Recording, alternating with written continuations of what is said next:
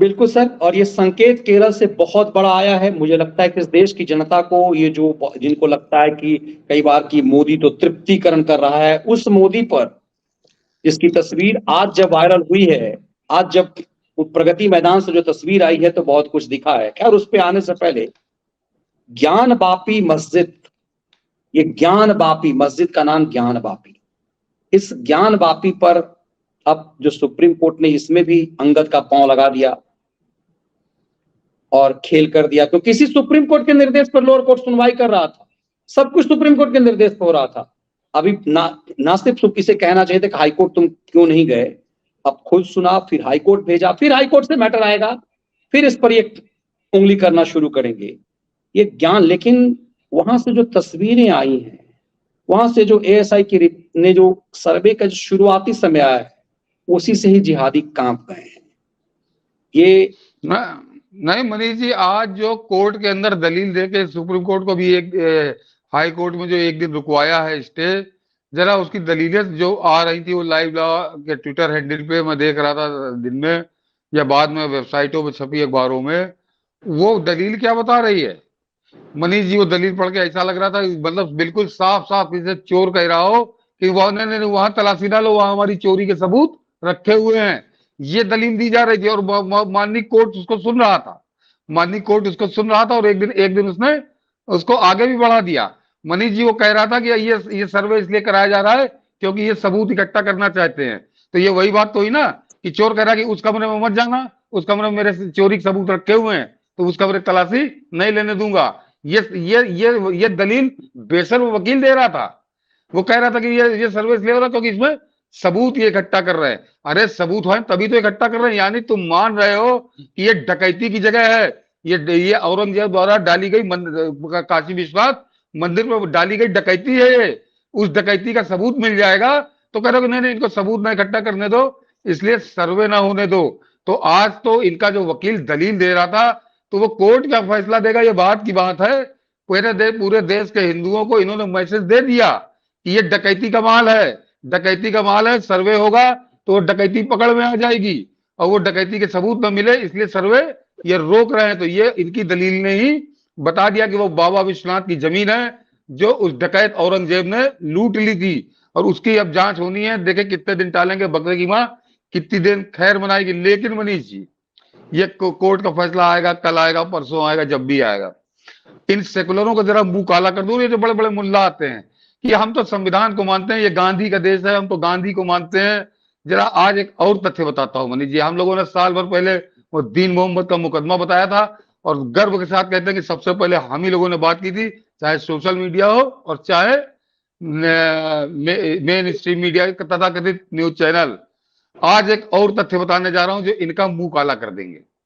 ये कांग्रेसी हम तो गांधी के दीवाने, इतने दीवाने कि गांधी को इस देश का बाप बना दिया इन्होंने। वो फादर ऑफ द नेशन हो गए, वो पता नहीं कैसे कौन पैमाने से हो गए। लेकिन जब इन्हीं के फादर ऑफ द नेशन, जिसके मुल्ला बड़े दीवाने हैं कि हम तो गांधी के भरोसे रुक गए थे और गांधी का हम तो गांधी के देश में रहते हैं। जरा आप बताता हूँ मनीष जी उस गांधी ने क्या कहा था। इनको जरा याद दिला दूं कि 5 फरवरी 1925 को प्रकाशित यंग इंडिया जिसपे माँ बेटे आजकल मालिक बने हुए हैं, कब्जा किए हुए हैं, ये यंग इंडिया उसी महात्मा गांधी का ही अखबार था, यंग इंडिया। और 5 फरवरी 1925 को महात्मा गांधी यंग इंडिया के संपादकीय में मनीष जी क्या लिखते हैं कि जरा पढ़िए कि अगर हिंदू का कब्जा अपनी जमीन पर है और कोई शख्स उस पर कोई इबारत बनाता है, चाहे वह मस्जिद ही हो, तो मुसलमानों को या तो हिंदुओं को यह अख्तियार है कि वह उसे गिरा दें।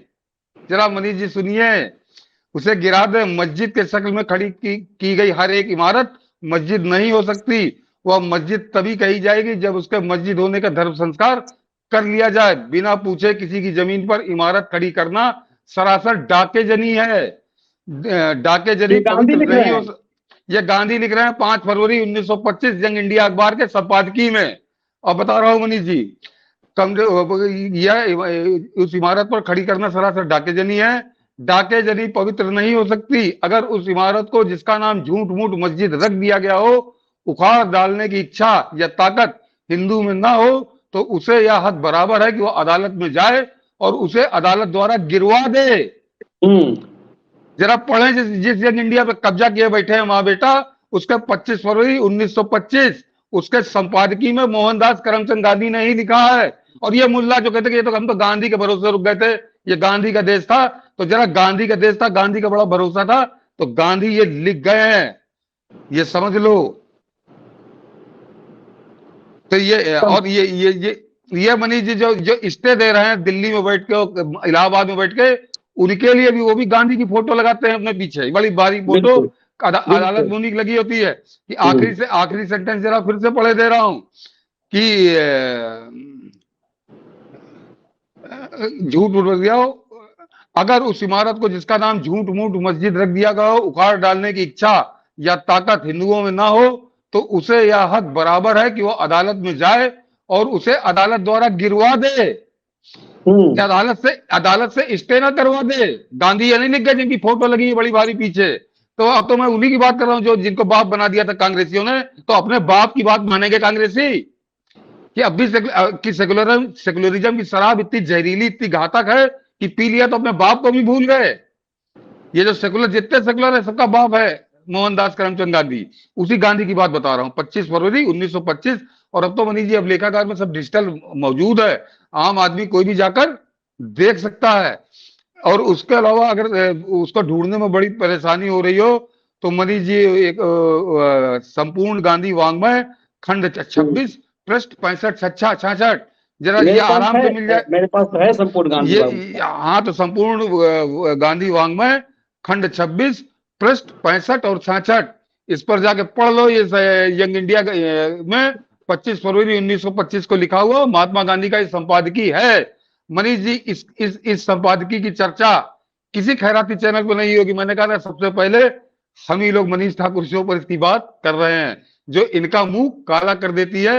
और उनका भी जो बहुत पीछे गांधी की फोटो लगाए बैठे हैं, गांधी के चेले बने हुए हैं कि गांधी क्या कह गए थे इस तरह के मामलों में। तो यहाँ तो डकैती साफ साफ नजर आ रही है। सामने वाला कह रहा है कि वहां तलाशी ना लो, वहां कोई चेकिंग ना करो, वहां हमारी डकैती के सबूत रखा हुआ है। उसके बाद नहीं समझ में आ रही।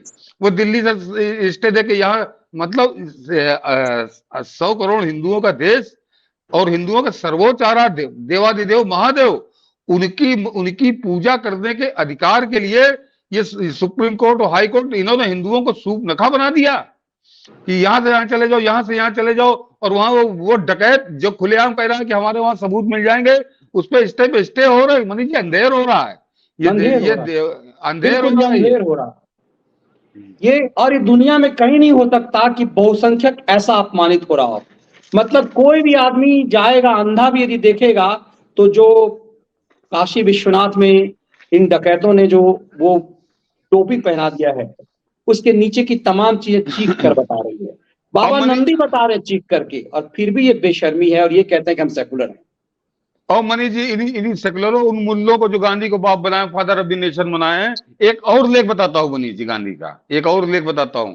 गांधी ने क्या लिखा था, जरा दर्शक भी सुन लें, बड़ा उनको आनंद आएगा, उनके हृदय को बड़ी शांति पहुंचेगी।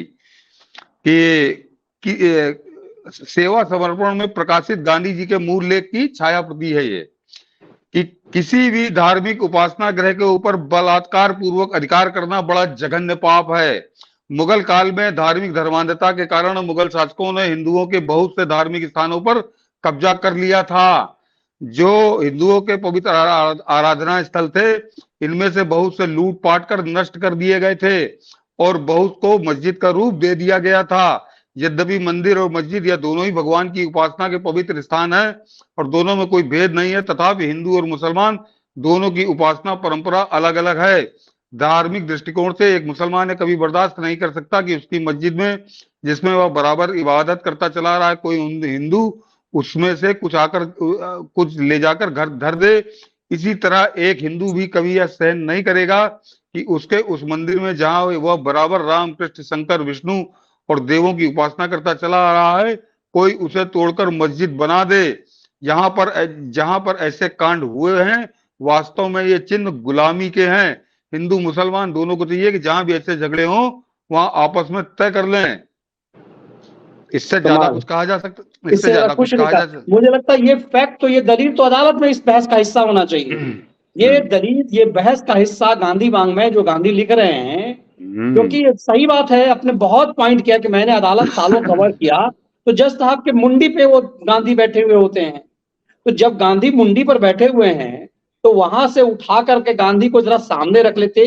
गांधी वांग्मय का ये जो हिस्सा है, खंड 26 जो आप बता रहे हैं, उसी को एक साक्ष्य मानकर, क्योंकि अदालत में जब विदेश के कानूनों की चर्चा होती है, सुप्रीम कोर्ट में दुनिया के अलग अलग देश के सुप्रीम कोर्टों की चीजों की जरा होती है, अलग अलग फैक्ट लाए जाते हैं। तो अब जिस गांधी का इतना सम्मान करते हैं, वो चीजें रख देनी चाहिए क्या सर? इतना बड़ा अन्याय ये इस देश में जो मुस्लिम समाज जो मानता है कि सेकुलरिज्म होना चाहिए, इतना घिनौना चीज इसे सामने नहीं आकर बोलना चाहिए।